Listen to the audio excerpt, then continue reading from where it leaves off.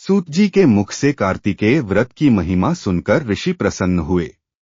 उन्होंने कहा, यह व्रत सरल है पर मनुष्य को मोक्ष दिलाता है। देवताओं ने कहा, जो इस व्रत को करेगा वह सभी पाप और दुखों से मुक्त होगा, उनकी कृपा से अनंत सुख मिलेगा। व्रत का पालन करने वाला व्यक्ति धर्म, अर्थ, काम और मोक्ष को प्राप्त करता है। कथा सुनने से भी पुण्य फल मिलता है। यह व्रत शांति और रोग, शत्रु और भय का नाशक है। भक्त शिव पार्वती और कार्तिकेय की कृपा पाता है। सूत जी ने कहा, जो श्रद्धा से इस व्रत का पालन करेगा वो लोक और परलोक दोनों में कल्याण प्राप्त करेगा। एकता और भक्ति से भरे इस व्रत में सभी को शामिल होना चाहिए, यह हमारे जीवन को रोशन करता है।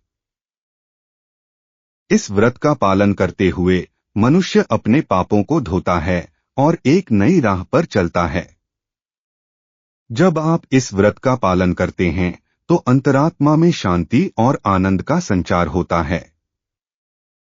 कथा का श्रवण अगली पीढ़ी को भी प्रेरित करता है। यह एक सांस्कृतिक धरोहर है। कार्तिकेय व्रत केवल साधारण व्रत नहीं बल्कि आत्मशुद्धि और मोक्ष का मार्ग है। साल भर की मेहनत का फल पाने के लिए आप इस व्रत को श्रद्धा और भक्ति से करते हैं। भीतर की शांति पाने के लिए इस दिव्य व्रत को अपनाइए और सुखों का अनुभव कीजिए। यह व्रत केवल आपके लिए नहीं बल्कि आपके पूरे परिवार के लिए गुणकारी है। जितना समय आप इस व्रत में देते हैं उतना ही आपके जीवन में सकारात्मकता का संचार होता है। भक्ति से की गई प्रार्थना सभी कष्टों का अंत कर देती है। साथ मिलकर प्रार्थना करें।